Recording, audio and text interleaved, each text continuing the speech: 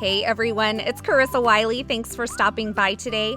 I am super excited to be here on the W+9 blog with a guest post. These cards are all about the layers. There's lots and lots of layers. There's layers in the stamping, there's layers in the die cutting, and these make for some really fun and dimensional cards. Now, keep in mind, these are maybe not the most ideal cards to mail, but they're great for hand delivering. And you can always make these with a little less dimension than what I'm making them by adding less foam tape. But I just think it's fun to have all that dimension and all these layers going on these cards. So I'm going to start these cards out by cutting out this Label Layers 2 die from the natural wafer board that's in the W+9 shop. This is a really great chipboard. It cuts super easily. I die cut it using my regular die cutting sandwich. I didn't have to add any shims and it cut just beautifully. And then I'm going to take and add a little bit of gold detailing around the edge of that. And what I've done is I've just tapped my Versamark ink pad around the edge of that die cut and then added some rich pale gold embossing powder to that Versamark ink and then heat set that. And that's just going to add a little bit of pop to those edges. You could also do it with a darker ink, but if you know me at all, I got to have my gold. So that's just what I did here. And don't worry, there's plenty more gold to come. So now it's time to stamp my wreath. And this is from the Woodland Wreaths die set, or stamp set, I'm sorry. And I'm starting out by stamping that kind of twiggy layer in the warm wool ink from W+9. So I'm using my mini Misty so that I could layer these up really easily, but these stamps are really forgiving as far as the layering is concerned. So you wouldn't have to use a Misty or a stamp positioning tool in order to stamp these. I just like to. So I'm stamping it here on some like natural vanilla kind of ivory cardstock, but I ended up re-stamping these on some Neenah Solar White cardstock. I just liked the pop of the white a little bit more. And I kind of changed directions a lot in this card as far as my coloring was concerned.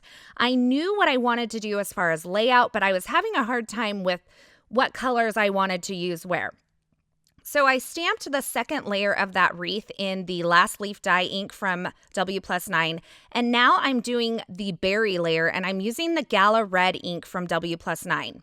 Now, this wasn't quite as red as I wanted it to be or as intense against that green. So what I did was I just re-inked that stamp and then stamped it right back in the same place to kind of intensify that red. Now, what I didn't realize when I was stamping this was that the die is not see-through, so that's okay. It can totally work. All I've done is just taken and I've cut this die out from some scrap Neenah Solar White cardstock. With that, I aligned the die cut in that, or the negative space, around the wreath where it goes, and then I just put my wreath die into that space, kind of clicks in like a little puzzle piece, and now I'm going to run it through my die cut machine, and that will get me a perfect cut around this die cut where the die is not quite see-through or hollow. Now you'll see me cutting out that Vellum Sentiment over there as well. This is where I'm telling you that I had a hard time with what colors I wanted to use. So I have it cut out over there. I used the Be Merry stamp set for that, but I've decided I wanted to just re-stamp it on some vellum and emboss it with that rich pale gold embossing powder. So I prepped the surface of my vellum using my EK Success powder tool. I stamped the stamp, that beautiful, gorgeous sentiment stamp, onto that vellum. I added my rich pale gold embossing powder and then I heat set it. And then I die cut it out with the coordinating die as well. Now for the second version of this card, I wanted to use that beautiful banner that's a part of the Be Merry Stamp and Die combo set. So what I did was I cut it out of the natural wafer board. I went ahead and stamped the detailing part around the edge of that banner. There's like a little dot detailing that goes around, and I embossed that onto the banner. And now I'm stamping the sentiment into the middle of that area. I stamped it with some Versamark ink and I used my Misty to kind of line it up there. And then I'm going to very awkwardly cross my arms and heat set that embossing powder. I used a super fine detail white embossing powder, but you're going to see there, I actually switched to gold. So like I said, this was all over the place as far as my coloring was concerned for embossing and that sort of thing, but I always knew what I wanted to do as far as layout was concerned.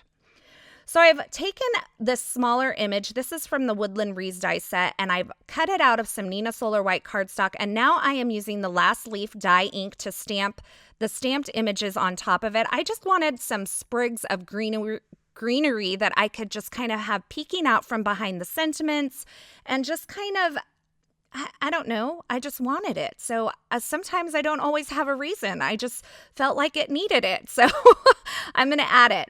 And I'm going to get these all ready to assemble by adding some foam tape to the back of all of these pieces. So I added foam tape to the back of my label layer. I added foam tape to the back of my wreath. And I also added foam tape to the back of my banners and my sentiments as well. So like I said, if you wanted to cut down on the dimension of these cards, you could use some stamp runner adhesive or some just regular liquid adhesive, whatever it is that you use that's not dimensional, and that would take a little bit of the bulk out of these cards. But remember, I'm just all about the layers today. So on these card fronts, I have some white linen card base or card fronts here, and I added a strip of the We Are Memory Keepers Shape and Tape. It's a black and white washi sheet that you can cut down into strips. So I've cut a 1/4-inch strip, and I've used my grid mat to help me align it onto that stitched rectangle card front that I've created there. And now I am just going to start assembling these up. So I'm adding my label layer there first, and now I'm adding my wreath. Now, when I added the foam tape to this wreath, I added 2 layers of foam adhesive on the back side of that right side that hangs off of that label layer so that it would sit nice and flat across there. And now I'm going to add my Vellum Sentiment, and I'm adding this with a little bit of the Cool Tack clear foam adhesive. I've cut down several little squares there, and I've just kind of hidden it the best that I could behind the embossing that's there on the vellum. And then I'm going to take these little sprigs here that I die cut and stamped, and I'm going to tuck them behind this Vellum Sentiment to where they're just kind of peeking out. I just thought it added a nice fun touch. It kind of kept it from being too like straight up symmetrical. I don't know. I just liked it. So now I'm going to go ahead and put together the second card, and I'm putting it together much in the same way that I did the first card. I've cut a second banner out of some red cardstock, and I've applied it to my card first, and then I'm adding the stamped embossed version over the top of that and just slightly offsetting it so that it kind of pops off of that wreath a little bit more. That red just kind of gave it a little pop so that it didn't blend too much into the label layer that was there in the background and the natural colors of the wreath as well. So I'm going to finish these wreaths off with some red gems. I just have had these in my stash forever. You could use rhinestones, you could use enamel accents, you could use pearls and color them red with your Copic markers. You could do whatever you want, or you could leave them alone. Or Stickles glitter glue is always a winner in my book. So you could make some sparkly little berries on top of what's already stamped there. So for the non-holiday version of this card, I am using the Freehand Floral stamp set. Now, I think I watched a video on Dawn's YouTube channel that showed how to stamp these up properly, and I think you're supposed to die cut them first, but I don't always play by the rules, so I'm just doing my own thing here. And it did kind of cause a problem when I went to die cut them, but you're gonna see it's gonna turn out just fine. So I've stamped those up. I'm going to end up using the flamingo and the sweet nectar colors from these. I'm also going to stamp the leaves, several of these leaves from this stamp set as well, and I'm using the Last Leaf die ink for that. And now I'm going to put my die over the top of these and cut these out. So I've cut several of them, both the larger and the smaller flowers as well as the leaves. And you can see here, I'm having a hard time lining this up. It's okay. It all worked out in the end. I'm layering them up over each other, so some of those edges that are more white than others don't really show. And it didn't really bother me because I really like the imperfection or the not perfectly die cut and not perfectly stamped feel of these florals. So I'm just going with the messy feel on these. In fact, the embossing isn't perfect either. And what I'm doing is I'm just adding a little bit of gold to these florals. I stamped like the middle layer of these layered stamped images onto the center of this more solid version that I had created earlier. And I added some of that rich pale gold embossing powder to those as well. And my embossing isn't perfect, and there's kind of some overflow or some flecks that don't belong. They're not stuck to the stamping, so they're kind of imperfect.